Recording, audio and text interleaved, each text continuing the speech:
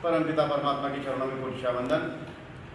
परम पूजनीय प्रतस्मरणीय प्रतिपल वंदनीय योग क्रांति सूर्य और महर्षि पतंजलि की योग परंपरा को, योग शास्त्र को जनमानस तक पहुंचाने का जो पुरुषार्थ से कार्य किया है, ऐसे स्वामी रामदेव जी महाराज के चरणों में कोटि वंदन।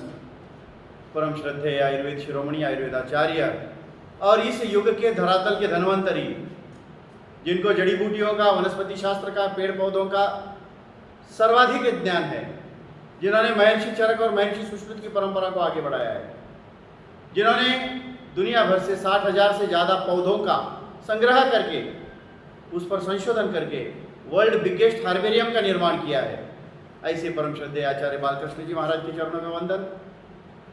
आज इस विद्यापीठ के माध्यम से योग दिन के उपलक्ष्य में कार्यक्रम रखा गया। वैसे ये 7वां अंतर्राष्ट्रीय योग दिवस है। अभी प्रस्तावित में आदरणीय सर ने बताया कि कैसे कैसे घटना हुई 14 सितंबर 2014 में, और उसकी पार्श्वभूमि रखी गई। 175 देशों ने मान्यता दी। इसके लिए पुरुषार्थ करने वाले भारत के प्रधानमंत्री, जो यशस्वी प्रधानमंत्री और राष्ट्र ऋषि है, नरेंद्र भाई मोदी जी ने इस कार्य को आगे बढ़ाया। परम पूज्य स्वामी जी महाराज का भी पिछले लगभग 25 वर्ष का तप इसके साथ जुड़ा है, और ये पूरे विश्व में फिर योग का एक बहुत बड़ा व्यापक स्वरूप प्राप्त हुआ। तो योग को घर घर तक पहुंचाना है, रोग मुक्त समाज, व्याधि मुक्त समाज और योग युक्त समाज का निर्माण करना। तो ऐसा इसके पीछे का थीम रखा गया। हर साल इसका एक अलग थीम है, yoga for harmony and peace of the world, वैश्विक शांति के लिए, वैश्विक सौहार्दता के लिए योग। योग के कई आयाम हैं। योग दिखने में छोटा शब्द है, लेकिन सर्वाधिक व्यापक शब्द है योग। सभी भाषाओं में इसे योग ही कहते हैं। आज तक के इतिहास में जितना ये 2 वर्ष में, 1.5 वर्ष में कोरोना शब्द का उच्चारण हुआ है, उससे पिछले हजारों वर्ष में अगर किसी एक शब्द का सबसे ज़्यादा उच्चारण हुआ है तो वो योग शब्द का, पूरे दुनिया भर की अलग अलग भाषाओं में। योग की गरिमा बड़ी है।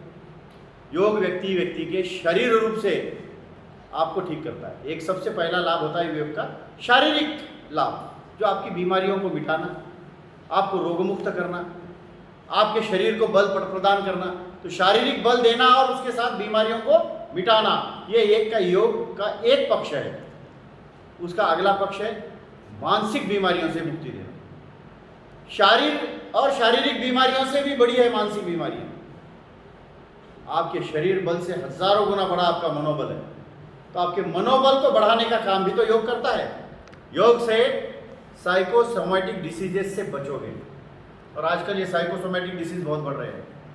स्ट्रेस हार्मोन्स बढ़ जाता है, तनाव विकार उत्पन्न करता है, तनाव से विकार उत्पन्न होते हैं, और इस स्ट्रेस हार्मोन्स से जो विकार उत्पन्न हो रहे हैं वो आपको मानसिक विकारों में ले जा रहे हैं, इस मानसिक गर्त में आपको धकेल रहे हैं। तो फिर साइकोसोमैटिक डिसीज बढ़ रहे हैं, उसको बचाने का रास्ता भी योग है, और उसके भी आगे आत्मिक बल को, आध्यात्मिक शक्तियों को जगाने का रास्ता भी योग है। तो ऐसा योग तो त्रिगुणात्मक संयोग है, शारीरिक, मानसिक और आध्यात्मिक, जो भगवान महादेव शंकर ने माता पार्वती को सिखाया, और आगे भगवान श्री कृष्ण ने भी गीता के सब अध्याय में योग ही तो बताया है। गीता के 18 अध्याय 18 योग है। अर्जुन विषाद योग से लेकर मोक्ष संन्यास योग तक सारी भगवद गीता योग। महर्षि पतंजलि ने ईस्वीसन पूर्व 2500 वर्ष उन्होंने योग सूत्र लिखे, योग को सूत्रबद्ध किया। इसीलिए महर्षि पतंजलि को योग सूत्रों के जनक कहे जाते हैं, योग सूत्र के वे निर्माता हैं। और वही योग सूत्र आज सारे देश भर में और दुनिया भर में उस पर अभ्यास कर रहे हैं लोग। फिर किसी ने उसको हठ योग नाम दिया, किसी ने उसको राजयोग दिया, किसी ने कर्म योग दिया, किसी ने भक्ति योग दिया, किसी ने शारीरिक योग दिया। सारे योग उसी से निकले हैं, एक योग महर्षि पतंजलि, और उसी को आगे बढ़ाने का काम सभी कर रहे हैं। उसी के अंदर अष्टांग योग भी है। वैसे महर्षि पतंजलि का योग बड़ा विस्तार से है, 195 सूत्र का है, 4 खंड में विभाजित है। समाधिपाद, साधनपाद, विभूतिपाद और कैवल्यपाद, ऐसे 4 खंड है उसके।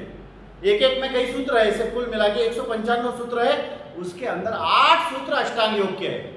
यम, नियम, आसन, प्राणायाम, प्रत्याहार, धारणा, ध्यान, समाधि, अष्टांग योग। हम अष्टांग योग सुनते हैं, ये क्या है? यम, नियम, आसन, ये जो पहले 3 अंग है, इसे बाह्यांग योग कहते हैं। यम नियम आसन का पालन करेंगे, ये बाह्यांग योग है।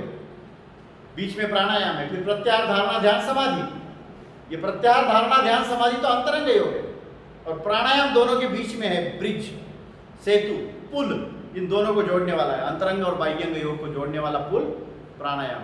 तो ऐसे ही अष्टांग योग का वर्णन हुआ, जिसमें यम नियम आसन, यम खुद के पालन करने से दूसरों को फायदा होता है, नियम स्वतः के लिए। यम के 5 भाग है, अहिंसा, सत्य, अस्थेय, ब्रह्मचर्य, अपरिग्रह इति यमः। अहिंसा का पालन करना, सत्य का आचरण करना, अस्थेय यानी चोरी नहीं करना, ब्रह्मचर्य का पालन करना, और अपरिग्रह यानी अधिकाधिक इकट्ठा करने का मोह नहीं रखना। बस ये 5 चीजों का पालन सभी करने लगेंगे तो समाज में स्वस्थता रहेगी। अष्टांग योग में दूसरा है नियम, जो खुद के लिए है। शौच, संतोष, तपस, स्वाध्याय, ईश्वर प्रणिधानानि नियम। शौच यानी स्वच्छता पहला नियम है। हम अपनी शरीर की स्वच्छता तो स्नान करके कर लेते हैं, स्नान करने से शरीर की स्वच्छता होगी। मन की स्वच्छता का क्या? तो मन की स्वच्छता का उपाय योग बताया है, प्राणायाम बताया है, ध्यान बताया है। आपको प्राणायाम करना है, योग ध्यान करना है, तो मन की स्वच्छता होगी। धन की स्वच्छता कैसे होगी? दान देने से। ये वायुमंडल की स्वच्छता कैसे होगी? यज्ञ हवन करने से, अग्निहोत्र करने से, धूप दीप जलाने से ये वायुमंडल का भी शुद्धिकरण होता है। तो ऐसे शुद्धि के मार्ग बताए हैं। तन की शुद्धि स्नान से, धन की शुद्धि दान से, मन की शुद्धि ध्यान से, वायुमंडल की शुद्धि यज्ञ हवन से। तो ये शुद्धि के मार्ग है। तो ये शौच पहला नियम है। अपने घर को जैसे स्वच्छ रखते हैं ना, अपने परिसर को भी स्वच्छ रखना, अपने जिले को, अपने राज्य को और अपने राष्ट्र को स्वच्छ बनाना, ये स्वच्छता पहला नियम है। दूसरा नियम है संतोष। ये बहुत बड़ा नियम है, अच्छा नियम है। संतोष, प्रभु ने जैसे रखा है वैसे समाधान मानना, यह संतोष भाव योग सिखाता है हमको। जो प्राप्त है वही पर्याप्त है, जो प्राप्त है हमको वही पर्याप्त है। बस ये अगर मानेंगे तो फिर आपको कुछ कम नहीं पड़ेगा। अन्यथा आपके पास गाड़ी है तो आपको लगेगा बड़ी गाड़ी रहनी चाहिए, उसके बाद लगेगा हेलीकॉप्टर रहना चाहिए, फिर लगेगा विमान रहना चाहिए। आपकी लालसा का अंत नहीं है। घर है तो बड़ा बंगला रहना चाहिए, फिर राजमहल होना चाहिए। तो यहाँ लिमिटेशंस नहीं आते, लेकिन योग आपको संतोष भाव सिखाता है। प्राप्त है वो पर्याप्त है, जो प्रभु ने रखा है उसमें समाधान मानना। कुछ लोग कहते हैं कि हमको तो भाई चप्पल नहीं है पहनने को, जूते नहीं है। अरे उससे अच्छे है जिसको तो पैर नहीं है, हमको तो उससे अच्छा रखा है प्रभु ने, हमको पैर दिए, उसको तो किसी को पैर नहीं है, वो तो चप्पल कहाँ से पहनेगा, उसको तो पैर ही नहीं। हम ऐसे प्रभु का समाधान मानना है, उसमें उसका सौगात है ये उसकी कि हमको मनुष्य का चोला दिया। तो ये संतोष भाव रखना, तब पर में रहना, मनुष्य का देह मिला है तो कुछ अच्छे काम करना, स्वाध्याय करना यानी चिंतन करना, मनन करना। हम दिन भर में जो कर्म करते हैं, जो काम करते हैं, उसके प्रति थोड़ा सा चिंतन करना, और जो अच्छे काम हमने किए हैं उसको बार बार करते रहना, रिपीट करना और करना अच्छे काम। और जो गलती हमसे हो गई उसको दोबारा रिपीट नहीं करना। बस यही है स्वाध्याय। मनुष्य का शरीर है, गलती होती है, कोई गलती हो गई तो उसको दोबारा रिपीट नहीं करना। बस ये अगर समझ गए तो स्वाध्याय हो गया। शौच, संतोष, तपस, स्वाध्याय, ईश्वर प्रणिधानानि नियम। और जो कुछ भी है उस प्रभु के शरणागत भाव, उस पर छोड़ देना, क्योंकि उसके मर्जी के बिगड़ कुछ होने वाला नहीं है। उसके मर्जी के बिगड़ कहते हैं ना, पत्ता भी नहीं हिलता, तो उसके मर्जी के बिगड़ कुछ होता नहीं है। तो ये संतोष भाव हमारे अंदर रखना, तब स्वाध्याय रखना, ईश्वर प्रणिधान में जीना। तो ये है यम नियम। हम कहते हैं खाली यम नियम का पालन करो, ये यम नियम ऐसे है। फिर आसन, फिर प्राणायाम, ऐसे इसमें आगे जाते हम प्राणायाम के थोड़े से वैज्ञानिक दृष्टिकोण को देखने वाले हैं। प्राणायाम का साइंटिफिक लाभ क्या होता है इसको थोड़ा सा देखेंगे, और आगे बढ़ते हुए फिर वर्गों को पूरा भी करेंगे। योग के साइंटिफिक बेनिफिट्स, योग करते हैं तो ये एयर सर्विसिंग होती है। सबसे पहली बात, हवा से हम अपने शरीर को शुद्ध कर रहे हैं। सर्विसिंग के माध्यम है, हम गाड़ी को सर्विसिंग करने ले जाते हैं, पानी से धोते हैं, फिर ऑयलिंग करते हैं, तो ये गाड़ी की सर्विसिंग के रास्ते हैं। ये शरीर रूपी गाड़ी है, इसका ईंधन है प्राण। प्राण रूपी ईंधन से ये इंजन चलता है, और प्राण उस ईश्वर की अलौकिक सौगात है, वो सबको मिलती है। वो हवा में ऐसे घूमता है ना, ये प्राण है यहाँ पर, तो उसको हवा कहते हैं बाहर, और अंदर प्रवेश करता है तो पंच प्राण में रूपांतरित हो जाता है। हमारे अंदर 5 प्राण है। हृदय में प्राणवायु है, उतना सबको पता है कि प्राणवायु निकल जाएगा तो शरीर मृत हो जाएगा। 12 घंटे के बाद ये देह सड़ने भी लगेगा अगर प्राणवायु निकल जाएगा। दूसरा वायु है अपान, जो नाभि के नीचे काम करता है। हमारे नाभि के नीचे एक वायु काम करता है, उसका नाम है अपान वायु, अपान प्राण। उसका काम क्या है? शरीर की गंदगी बाहर निकालना। शरीर की गंदगी 3 चीजों में है, मल मूत्र गैस। ये शरीर की गंदगी को बाहर फेंकना है, वो अपान वायु का काम। तो अपान वायु अपना काम कर देता है, शरीर की गंदगी बाहर निकालना है। तो जिसकी गंदगी ठीक से बाहर नहीं निकलती, यानी पेट साफ नहीं होता, कब्जी रहती है, कॉन्स्टिपेशन रहता है, तो समझ लेना उसके अपान वायु में दोष है। अपान वायु ठीक से निर्मित नहीं हो रहा। तो उसको निर्मित करने के उपाय भी आपको बताएंगे कि अपान वायु कैसे निर्माण होता है। नाभि में रहता है समान वायु, तीसरा वायु है समान, जो नाभि में रहता है। और वो नाभि में रहने वाला समान वायु त्रिदोष को बैलेंस करता है। हमारे 3 दोष है शरीर में, वात पित्त कफ, त्रिदोष, सबको यही पता है। 3 दोष है अंदर, वात है, पित्त है, कफ है। फिर आप कहेंगे ये 3 दोष है तो भगवान ने रखा क्यों अंदर? ये आवश्यक भी है। बिना वात, बिना पित्त और बिना कफ का शरीर बनेगा ही नहीं, लेकिन प्रमाण में रहना चाहिए। प्रमाण बिगड़ जाएगा, संतुलन खो बैठोगे। प्रमाण नहीं बिगड़ना चाहिए। वात पित्त कफ शरीर में, अरे जितना ब्रह्मांड में है वो सारा पिंड में भी है। ये सारे इसको ब्रह्मांड कहते हैं, पूरी चराचर सृष्टि को ब्रह्मांड कहते हैं। जितना ब्रह्मांड में है ना, वो सारा पिंड में है। जितना पानी दुनिया में है उस अनुपात में पानी शरीर में है। आप देखिए, दुनिया में अगर 65% पानी है तो आपके शरीर में भी 65% पानी है। दुनिया में जितना सोना चांदी तांबा पीतल लोहा खनिज है, वो सारे खनिज हमारे अंदर भी है, उसी अनुपात में, उसी प्रमाण में। जितने रस रसायन, जितने केमिकल्स, जितने हार्मोन, जितने सॉल्ट दुनिया में है, वो सारे रस रसायन, केमिकल, हार्मोन्स और सॉल्ट्स वो भी हमारे अंदर है। यानी अच्छाई भी अंदर है, बुराई भी अंदर है। किसको अच्छा पनपाना, ये हमारे हाथ में है। अच्छाइयों को बढ़ावा देना है या बुराइयों को बढ़ावा देना है, दोनों भी हमारे अंदर है। तो योग आपको अच्छाइयों को बढ़ावा देने के लिए प्रेरित करता है। दुनिया की सारी समस्याओं का मूल और मुख्य कारण स्ट्रेस है। एक बहुत बड़ी बात है कि दुनिया के समस्त समस्याओं का मूल और मुख्य कारण तनाव है। तनाव से बीमारी उत्पन्न होती है ना। Stress is main and root cause of all the diseases in the world. तनाव से शारीरिक बीमारी होती है, तनाव से मानसिक बीमारी होती है, तनाव से पारिवारिक बीमारी होती है। परिवार में झगड़े उसी से हो रहे हैं, तनाव से। और उसी तनाव से विश्व शांति भंग हो रही है। विश्व शांति भंग होने का रास्ता भी तनाव ही है। तो देखिए, ये तनाव पूरे दुनिया की जड़ है बीमारी की। तो चाहे शारीरिक बीमारी हो या मानसिक बीमारी हो या दुनिया के दंगे हो या झगड़े फसाद हो, तो सबकी जड़ क्या है? तनाव है। और इसका उपाय भी है। योग is ultimate solution for all the problems in the world. बहुत बड़ा वाक्य। योग is ultimate solution for all the problems in the world. दुनिया की समस्त समस्याओं का अगर कोई समाधान है तो योग है। योग से शरीर बीमारियां ठीक करेगा, मानसिक बीमारियां ठीक करेगा। योग घर में सब करने लगेंगे तो झगड़े नहीं होंगे। दुनिया के सब लोग योग करने लगेंगे तो झगड़े बंद हो जाएंगे, पूरे विश्व में शांति रहे। ये योग सारी समस्याओं का समाधान भी है। तो ऐसा एक बहुत बड़ा गहरा विषय है। तो हम योग के वैज्ञानिक प्रभाव को देख रहे थे कि योग से जब ये समान वायु ठीक होता है नाभि वाला, वो आपके वात पित्त कफ को बैलेंस कर देगा, त्रिदोषों को बैलेंस करेगा। बीमारियां इन 3 से ही उत्पन्न होती है। वात के 80 प्रकार के विकार है, पित्त के 40 प्रकार के विकार है, कफ के 20 प्रकार के विकार है। आयुर्वेद शास्त्र 140 प्रकार की बीमारियां बताता है। तो ये विकार उत्पन्न होते हैं, लेकिन विकार को खत्म करने की भी ताकत योग में है। गले में उदान वायु रहता है। गले के हिस्से में एक वायु है, उसका नाम है उदान। हृदय में प्राण, नाभि के नीचे अपान, नाभि में समान, गले में उदान। अब उदान वायु का काम क्या है? आपकी आंखें, नाक, मुंह और कान, इन पुर्जों को मरते दम तक ठीक रखना। अच्छा काम है।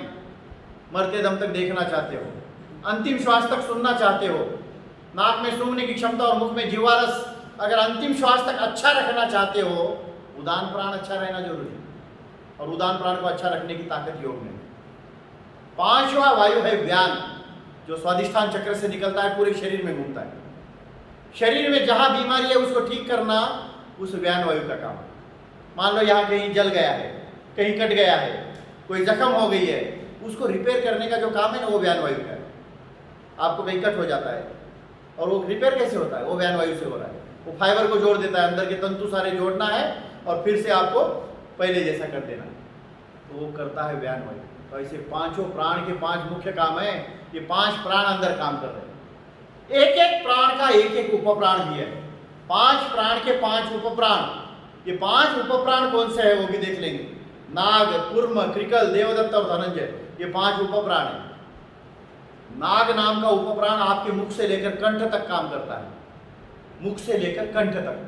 आपको डकार आती है, ढेकर येते, हिचकी आती है, हिकअप्स आते हैं, तो ये ढेकर आने, हिचकी आने, ये भी एक उपप्राण का काम है। आवश्यक है तब आती है, कहीं ना कहीं शरीर में इम्बैलेंस है, उसको बैलेंस करना है। वो हिचकी लाता है, डकार लाता है, आपके पेट भर गए, आपको संवेदना डकार आ जाती है उस समय। तो ये सारी चीजें करने वाले एक उपप्राण के काम है। दूसरा उपप्राण है कूर्म, आंखों में काम करता है। कूर्म नाम का उपप्राण आपकी आंखों में काम करता है। आंखों की पलक झपकना एक उपप्राण का काम है। आंखों के अंदर थोड़ा स्निग्ध द्रव्य रखना, वो भी उपप्राण का काम है। आपकी आंखों को इधर उधर गोल घूमते हुए पूरा देखना, ये भी उपप्राण का काम है। और उससे आगे आंखों के भाव प्रकट करना भी उपप्राण का काम है। आप किस भाव में देख रहे हैं, आपके अंदर प्रेम के भाव है, भक्ति के भाव है, करुणा के है, वात्सल्य के भाव है, या शौर्य के, क्रांति के, पराक्रम के, शूरवीरता के भाव है, ये आपकी आंखें प्रदर्शित करती है। ये भावों को प्रकट करना भी उस उपप्राण का काम है, उसका नाम है कूर्म। एक उपप्राण है कृकल, उसका काम है मुख से लेकर छाती तक और पेट तक काम करता है। वो कृकल नाम का उपप्राण, उसका काम क्या है, आपके पित्त को बैलेंस करना, आपके वो पित्त को बैलेंस कर देता है। आपके मुख में स्वाद रखता है। आपके मुख में आपको 6 रस समजते हैं ना, कटू, कषाय, तिक्त, आम्ल, मधुर और लवण, हे 6 स्वाद आहेत आपल्याला येतात। कटू, कषाय, तिक्त, आम्ल, मधुर, लवण, यही 6 रस है। धरती में से यही 6 रस निकलते हैं। अलग अलग पेड़ पौधे यही रस उगालते हैं। आम जैसा मीठा फल भी आता है, इमली जैसा खट्टा भी आता है, मिर्ची जैसा तीखा भी आता है। ये धरती 6 रस निकालती है, उसका स्वाद आपको आपके मुख में आता है। अब कोरोना काल में जैसे आपके स्वाद बंद हो गए, यानी उस समय आपका वो कृकल नाम का उपप्राण काम करना कम कर दिया, तब मुख के स्वाद बंद हो गए। वो उपप्राण का काम था आपको स्वाद दिलाना, पता ही नहीं चलेगा आप क्या खा रहे हो। आपको तुरंत आपकी संवेदना मिल जाती है क्या खा रहे हैं और खाना चाहिए या नहीं खाना चाहिए। तो ये मुख के अंदर कृकल नाम का उपप्राण काम करता है। नाग, कूर्म, कृकल। चौथा है देवदत्त, नाक से लेकर आपके छाती फुफ्फुस तक काम करता है वो। छींक आना, छिंका येणे सुद्धा एका उपप्राण से काम है। आपको गर्मी से सर्दी में चले जाओ, सर्दी से गर्मी में चले जाओ, आपको छींक आती है, क्योंकि उस समय बॉडी टेम्परेचर को बैलेंस करना जरूरी है। तो ये छींक दिलाने का काम भी उसका है, देवदत्त नाम के उपप्राण का। और वो आपके कफ को बैलेंस करता है। कफ नाक से निकलता है, पित्त मुख से निकलता है। दोनों एक प्रकार के ही बलगम है, दोनों एक प्रकार के ही बलगम है। जो मुख से निकलते हैं उसको पित्त कहते हैं, नाक से निकलते हैं उसको कफ कहते हैं। तो वो कफ को बैलेंस करने वाला देवदत्त है, जो आपकी नाक की सुगंध भी बनाए रखता है। नाक से सूंघने की क्षमता, पता चलता है कैसे स्मेल आ रहा है। आप कहीं से जा रहे हैं और कोई पक्षी या कोई पशु मरा है तो आपको पता चल जाता है कोई तो मरा है। अगर वो बंद हो जाए तो कितनी भी दुर्गंध आपके अंदर जाए आपको पता ही नहीं चलेगा, संवेदनाहीन हो जाएंगे। तो कैसी स्मेल अंदर जा रही है उसको तुरंत पता चलता है, उसको फिर रोक देता है व्यक्ति। वो आती कहाँ से? ये कोरोना काल में वो भी काम करना कम कर रहा था, किसी स्मेल नहीं आ रही थी, स्मेलिंग बंद हो गई, यानी उस समय उसका देवदत्त नाम का उपप्राण काम करना बंद कर दिया। 5वां उपप्राण है धनंजय। धनुष्य बाण को जैसे खींच के टाइट रखते हैं, वैसे शरीर को टाइट रखना धनंजय का काम है। आपकी स्किन को टाइट रखना वो एक उपप्राण का काम है, तब स्किन टाइट रहती है। फिर धीरे धीरे वृद्धावस्था में स्किन ढीली क्यों होती है? वो धनंजय नाम का उपप्राण काम करना कम करता है, तब स्किन ढीली होने लगती है। मरने के बाद उसका काम कम होता है, इसलिए नाक में और कान में रुई डालते हैं मरने बाद, क्योंकि शरीर फूलना नहीं चाहिए। तो धनंजय नाम का उपप्राण काम कर रहा है तो स्किन टाइट रहती है, अच्छा रहता है। धनंजय धनुष्य की जैसी। तो ये 5 प्राण और 5 उपप्राण के लिए, वैसे उसको बोलने का सोचा भी नहीं था, लेकिन अनायास निकल गया ये पूरे पंच प्राण के बारे में। ये शरीर को ठीक करने वाली सारी विधाएं योग से प्राप्त होगी। आप प्राणायाम करेंगे, कपालभाति प्राणायाम करेंगे तो ये सारा सिस्टम ठीक होगा। कपालभाति से अपरिचित अब कोई नहीं है, सबको पता है कपालभाति प्राणायाम क्या होता है और कैसे करना चाहिए, उसके लाभ कैसे हैं। तो कपालभाति का लाभ अगर सामान्यता देखेंगे, सारे असंतुलन को संतुलन में लाना कपालभाति है। इम्बैलेंस को बैलेंस करना एक वाक्य में। किसी का वजन आवश्यकता से ज्यादा है, overweight, it is a disease, kapalbhati उसका वजन कम करेगा। और कोई बहुत आवश्यकता से दुबला पतला है, underweight, it is also a disease, उसको प्रमाण में लाना है। कपालभाति दोनों करेगा, वजन वाले का कम करेगा, दुबले पतले का बढ़ाएगा। देखो ये है इम्बैलेंस का बैलेंस। जिसके शुगर लेवल बढ़ गया है उसको डायबिटीज कहते हैं, क्योंकि उसके शरीर में इंसुलिन का निर्माण होना अभाव हो गया, कम हो गया। इंसुलिन बनना कम हो जाता है, डायबिटीज। कपालभाति करने से इंसुलिन अंदर बनेगा और शुगर लेवल नीचे आएगा, अपने आप नॉर्मल पे आएगा। दुनिया के दूसरे चिकित्सा शास्त्र बीमारी को कंट्रोल करना जानते हैं। 70 शास्त्र है दुनिया में चिकित्सा के नाम पर, ट्रीटमेंट के नाम पर। 7 शास्त्र आगे होकर काम कर रहे हैं, उसमें योग अव्वल स्थान पे। योग इज अ ट्रीटमेंट थेरेपी, और योग को वैश्विक चिकित्सा प्रणाली के रूप में प्रतिष्ठापित करना, यही पतंजलि योगपीठ का संकल्प है कि दुनिया की चिकित्सा प्रणाली में योग एक नंबर पर रहे। इसके लिए परम पूज्य स्वामी रामदेव जी महाराज, आचार्य बालकृष्ण जी महाराज और पतंजलि योगपीठ संस्थान ये काम कर रहा है। तो योग को चिकित्सा प्रणाली के रूप में। दूसरा आयुर्वेद है, तीसरा एलोपैथी है, होम्योपैथी है, यूनानी है, प्राकृतिक चिकित्सा है, निसर्गोपचार और एक्यूप्रेशर, एक्यूपंक्चर। ये 7 पैथी आगे होकर काम कर रही है, और भी 70 पैथी है दुनिया में। तो इनमें योग एक पैथी है ट्रीटमेंट की। तो योग को आगे रखने के लिए ये सारी विधाएं, और इस योग दिन का महत्व बढ़ाने के लिए, इस योग को आगे करने के लिए बताई गई है। इसके साथ साथ कुछ बातें कहते हुए मैं मेरी वाणी को विराम दूंगा। आज आपके साथ साथ यूट्यूब लाइव भी यहाँ पर चल रहा है, फेसबुक भी माध्यम से चल रहा है, सभी देख रहे हैं। ये जो कोरोना की महामारी पिछले 1.5-2 वर्ष में शुरू हुई है, इसकी जड़ तक पहुंचने का काम कुछ संशोधक वैज्ञानिकों ने किया कि ये क्या है, ये प्रोटीन्स कैसे है और इसको काटने की ताकत किसमें है। आयुर्वेद में इसने एक मुकाम हासिल किया है। जैसे गिलोय है, गुड़वेल, तो गिलोय के अंदर टिनिकार्टिसाइड नाम का एक प्रोटीन प्राप्त हो गया। गिलोय मध्ये एक टिनिकार्टिसाइड नावाचं प्रोटीन मिळालं। तो ये प्रोटीन काम क्या करता है? कोरोना के प्रोटीन को काटता है, कोरोना की प्रोटीन को मारता है, खत्म कर सकता है। फिर गिलोय खाना चाहिए। तो गिलोय का सेवन करने से कैसा भी बुखार समाप्त हो सकता है। कितना भी तेज ज्वर रहे किसी को बुखार, आप गिलोय का सेवन करना शुरू कर दो, सुबह दोपहर शाम। गिलोय की डंडी का रस बना के पियो, या गिलोय की गोली खाओ, या गिलोय का रस पियो, अलग अलग चीजें गिलोय की सेवन करो, गिलोय से बुखार उतरता है। तो ये गिलोय, उसमें टिनिकार्टिसाइड नाम का प्रोटीन जो कोरोना को मात करता है। दूसरा अश्वगंधा। अश्वगंधा म्हणजे आपल्या मराठी भाषेत ढोरगुंज, असगंध उसको कहते हैं। उसका नाम अश्वगंधा क्यों पड़ा? क्योंकि उसके पत्ते को लेकर अगर रगड़ेंगे तो घोड़े के बास सुगंध आती है, घोड़े के जैसे। अश्व यानी घोडा, गंध यानी सुगंध। तो घोड्याच्या तबेल्यामध्ये जसा श्वास येतो, वास येतो, तसा त्या पानांचा वास येतो, म्हणून त्याला अश्वगंधा म्हणलेला है। तो ये अश्वगंधा में विथिनॉन नाम का प्रोटीन प्राप्त हो गया, और ये विथिनॉन नाम का प्रोटीन कोरोना के प्रोटीन को काटता है। मनुष्य और कोरोना के बीच में दीवार खड़ी करने का काम अश्वगंधा जरूर करेगा, इसलिए अश्वगंधा का सेवन करना। फिर वो किसी रूप में करो, अश्वगंधा के पत्तों का रस खाओ, उसके मूली का चूर्ण बना के खाओ, या उसका रस, शरबत, कहीं भी मिलते हैं और अलग अलग चीजें। तो ये अश्वगंधा। तीसरा तुलसी। तुलसी के तो महात्म्य आपने पहले से बताई है भारतीय संस्कृति में। फेफड़ों को मस्त करने के लिए, श्वसन संस्था को मस्त रखने के लिए तुलसी का उपयोग होता है। तो आपकी श्वसन संस्था ठीक करने में तुलसी का उपयोग है। और ऐसे ही आपकी इस प्राकृतिक वातावरण में कई जड़ी बूटियां हैं, इसके लाभ आपको मिल सकते हैं। तो ऐसे आयुर्वेदिक चीज़ों का सेवन आपको करना, जिससे आपको लाभ मिलेगा। इन चीज़ों का सेवन करने से कई फायदे होते हैं। अगर मान लो ब्रेन में कोई तकलीफ होती है, तो आप रात्रि में बादाम का रोगन तेल डाल के नस से करना, या अच्छा गाय का घी डाल देना नाक में 4-4 बूंद और खींचना, आपके ब्रेन की समस्या ठीक होगी। कईयों को निद्रानाश की समस्या रहती है, नींद नहीं आती, तो आपको नाक में घी डालने से उसका फायदा मिलेगा। रात में सोते समय 4-4 बूंद घी डाल देना, या बादाम रोगन नाम का तेल मिलता है, उसका नस से करना, यानी उसी को बोलते हैं तेल डालने का। तो इससे आपको लाभ हो जाएगा। ब्रेन की समस्या से समाधान, न्यूरो प्रॉब्लम्स, आजकल कई क्रिटिकल प्रॉब्लम हो रहे हैं न्यूरो के, ये केवल इतनी सी चुटकुली से ठीक होता है। उसमें अनुलोम विलोम प्राणायाम तो कारगर सिद्ध हुआ है। अनुलोम विलोम प्राणायाम करने से कई बीमारियां ठीक हो जाती है। ये तो आपकी सर्कुलेटरी सिस्टम को ठीक कर रहा है। प्राणायाम क्या करता है? आपकी सर्कुलेटरी सिस्टम को ठीक करता है। शरीर के अंदर सारे प्रवाहमान को नियंत्रित करने वाली एक सिस्टम है। हमारे हृदय से रक्त संपूर्ण शरीर में जाता है, उसका काम वही है हृदय का, कि रक्त के अंदर ऑक्सीजन मिलाना, कोने कोने तक ले जाना और वापस आ जाना ऑक्सीजन छोड़ के। वो करता क्या है? रक्त जाके ऑक्सीजन छोड़ता है, वापस आता है, फिर हृदय उसको ऑक्सीजन मिक्स करता है, फिर छोड़ता है। ये निरंतर चलने वाली प्रक्रिया है। तो transportation of blood, transportation of heat, शरीर में उष्णता भी एक जगह पे नहीं रहती, जमा बिखेर जाती है।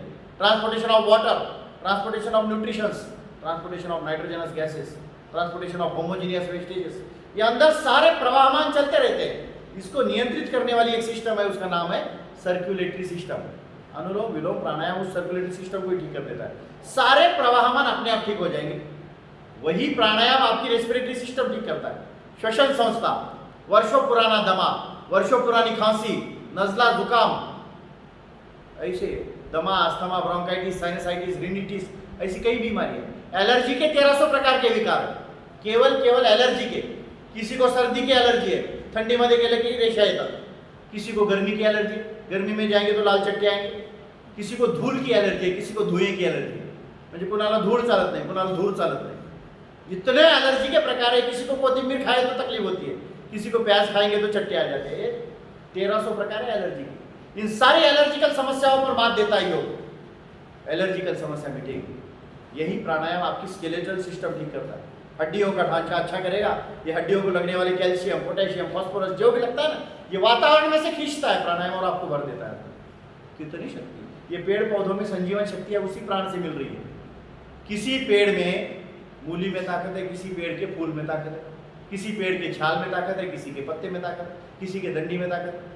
जैसे गुलाब के फूल में ताकत है, गुलाब के फूल से गुलकंद और गुलाब शरबत बनता है। पुनर्नवा के, शतावरी के, सफेद मूसली के मूली में ताकत है, उससे शक्ति मिलती है। तुलसी के पत्तों में ताकत है, पुनर्नवा के मूल में ताकत है। अर्जुन पेड़ की छाल में ताकत है, हृदय विकार मिटा सकता है। हृदय विकार में अत्यंत महत्वपूर्ण है अर्जुन की छाल। तो ऐसे गिलोय की दंडी में ताकत है। तो किसी वनस्पति के अलग अलग संजीवन शक्तियां कहाँ से? उस प्राण की बदौलत। और उसी प्राण की बदौलत हमारे शरीर में भी ये शक्तियां आ रही है, केवल उसका उपयोग करने आना चाहिए। प्राणायाम उसका एकमात्र साधन है, माध्यम है। तो इसी प्राणायाम से आपकी एंडोक्राइनल सिस्टम ठीक होती है। शरीर के साथ मन को नियंत्रण में रखना है, मज्जा संस्था, चेता संस्था, सबको नियंत्रण में रखने वाली एक सिस्टम है, वो भी प्राणायाम से ठीक होती है। तो प्राणायाम के अनगिनत लाभ आपको बता सकते हैं।